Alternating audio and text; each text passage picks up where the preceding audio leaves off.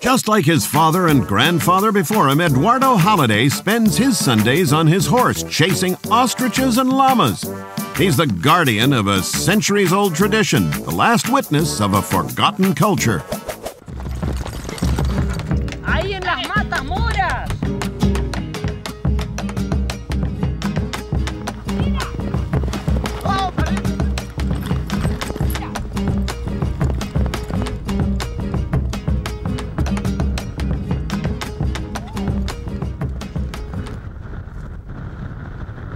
Welcome to Patagonia. Welcome to the end of the world. We are in the extreme south of Argentina, 3,000 kilometers from Buenos Aires.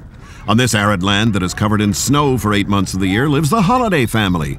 Eduardo is the head of the family with his wife Silvina and their 2 children.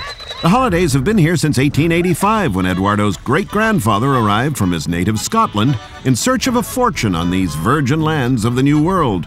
Today, they own 30,000 hectares of land and a flock of 10,000 sheep, which need to be watched over all year long. The Holidays live outside of time, following the rhythm of their animals and their agricultural work.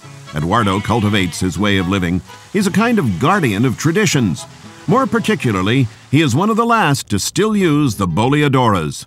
The boleadoras are an incredible weapon related to the lasso, which were invented by the region's first inhabitants, the Tehuelche Indians. El origen de las boleadoras es indígena, que adaptó el hombre blanco al venir a poblar. The boleadoras are of Indian origin. The white man adopted this weapon once he settled down in this region in South America. In the beginning, before the colonists and horses arrived, the Indians used what was called the lost ball, in other words, a single stone attached to a cord. You spun it above your head, and then you threw it in order to knock your prey out. When the horse arrived, the system evolved radically toward the principle of wrapping around the prey's legs, with the appearance of the boleadoras with 2 or 3 stones.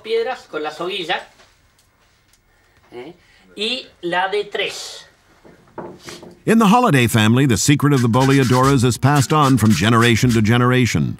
The rules for making them are strict and follow real mathematical formulas.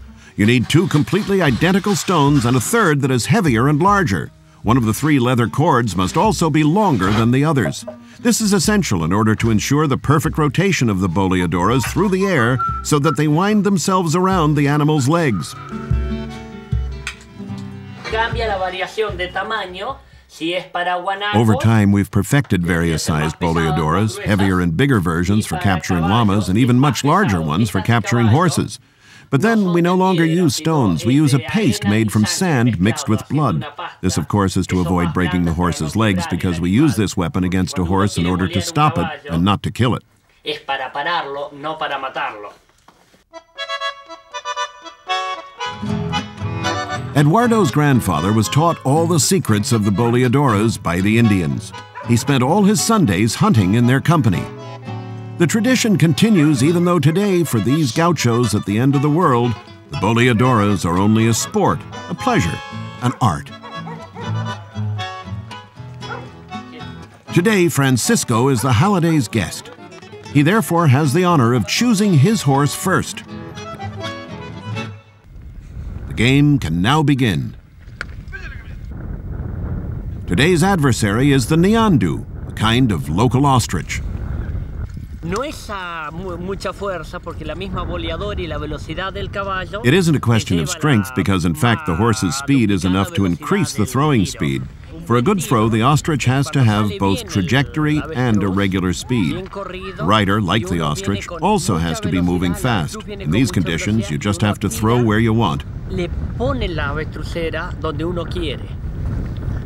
That's the theory. In practice, the Ñandú make formidable clients, being particularly fast and crafty.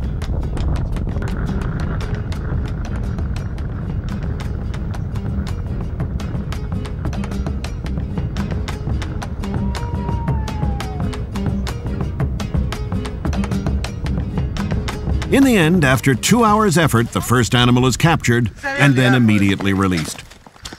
As for the ostrich, a little bit later, it swears to itself that it will never be caught again. As for our four gauchos, they promise to perpetuate the tradition of the boleadoras for a long time to come.